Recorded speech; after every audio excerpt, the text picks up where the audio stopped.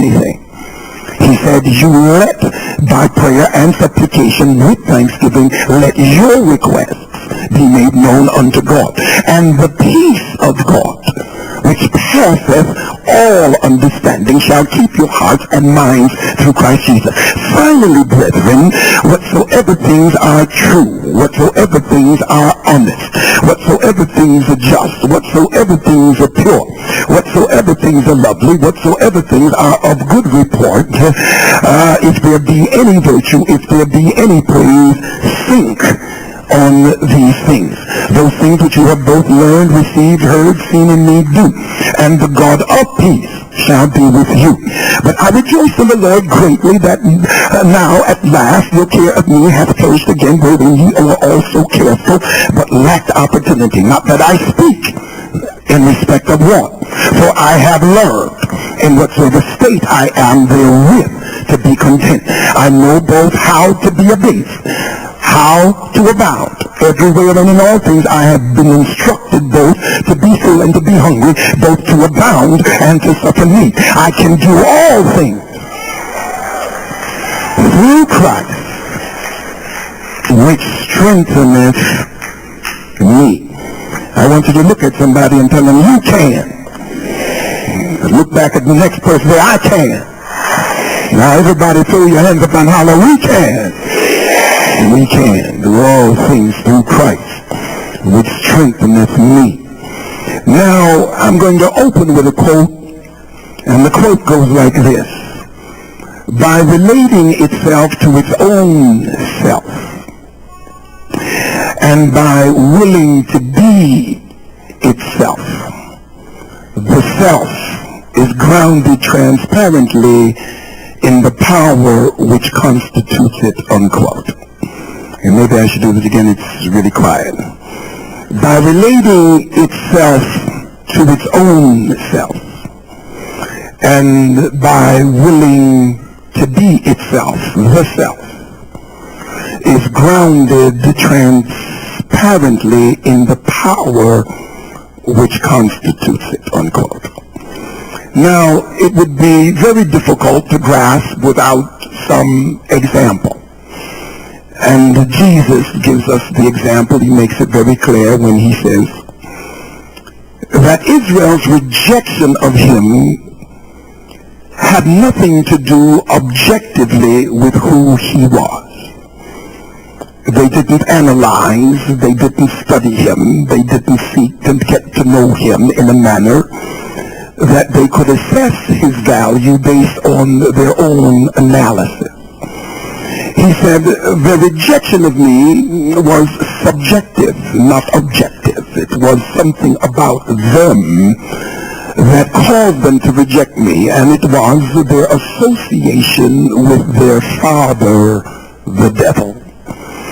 In other words, there was a spirit in them that constituted who they were, and the power that constituted who they were was totally against who he was.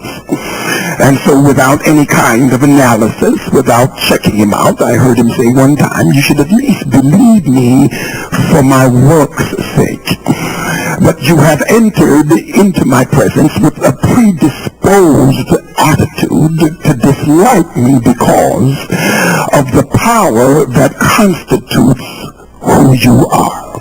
I don't know, have you? I know I have run across people who never knew me but just didn't like me.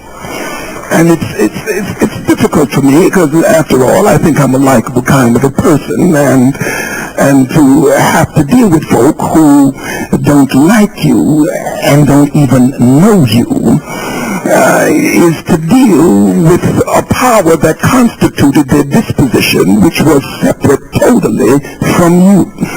Somebody has already influenced them negatively about you, and when they come into your presence without giving you a chance or allowing you the opportunity to show the real you, they have already concluded, based on who they have associated with, that you are a vagabond or you are a horrible person.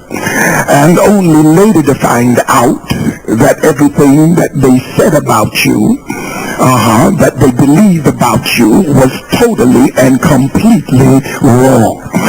It is not then the object, it is the subject that has its own taint and its own twist based on the power that constitutes who it is. Jesus obviously is saying now that if you show me your behavior, I can trace your power. If you show me or let me experience your behavior, I can know what's inside of you. Because it's what is inside of you that is determining how you view what's going on around you. If you have the proper inside strength, then you have the proper outside expression. I'll take it further. If I'm going to be renewed, and if I'm going to be transformed by the renewing of my mind, then the renewing process must change what impresses me. If I'm going to operate in my old self, then I'm operating by what impressed me and what formed me. If I'm ever going to be transformed by the renewing of my mind, then I have to be impressed by something other than the world. For whatever it is that impresses is what I will end up expressing. Because you can be no different in your expression from what is the impression. Anytime I switch and I become more like God, it's because I'm more impressed by Him than I was by the world. And because I'm more impressed, then I express what impresses me. The power then ascribes and prescribes your behavior. Whatever that power is that drives the inner part of who you are is going to ascribe and prescribe your behavior. Now, I did it just a while ago. Maybe I'll do it again. Kierkegaard says that the condition of despair and sin is the opposite of faith. And he's talking now about an attitude that rises out of changing vicissitudinous changes in circumstances.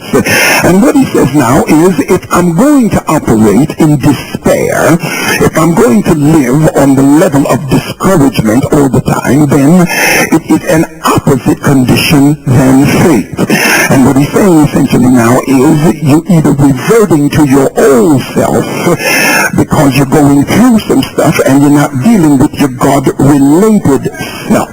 Now, I'm not humanist by any means, but I will say this, that I believe when an individual meets God for the first time, they meet themselves. Because the people who formed you did not form you with the kind of view to be all you can be. When you meet God, He takes away the limits that was formed by those that we came up with. Nobody in here is formed or becomes who you are independent of other influences. Nobody in here can declare who they are without having been influenced by their environment and their circumstance. When you meet Jesus, you were already formed to a great extent. And that's why He has to transform you from the way you were formed to where He would want you to be.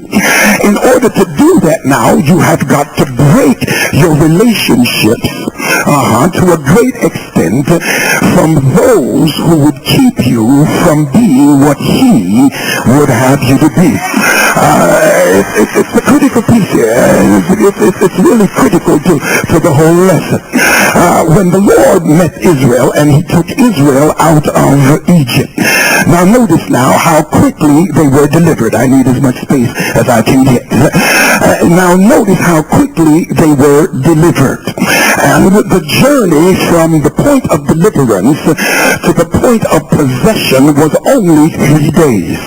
I want you to think with me now as we go through this. Now, I am delivered, but you can be delivered and not be healed. And it is a 3-day journey from the point of deliverance to the point of possession. Now here's where God's taking them from. Now they were formed in slavery, and they were formed then with a slave mentality. And the power that constituted who they were was a slave mentality kind of a power. So now the Lord delivers them, and it is, if I were to go linear, allow me to say linear, it's a 3-day journey physically. So from the point of deliverance, I can walk for 3 days from slavery to possession. It's a 3-day linear journey, allow me that. Now, how is it then that I can walk in 3 days and get to the possession that God ordains for me? I can do it physically. Now, please tell me, how does it take 30 years to get to a 3-day journey? I hope somebody's with me. Now, if I can walk like this and 3 days get there, then how must I be walking for it to take 40 years? I must be doing something like this. You see, now, the problem is being with a group of people who want to go like this when you can go into your blessing.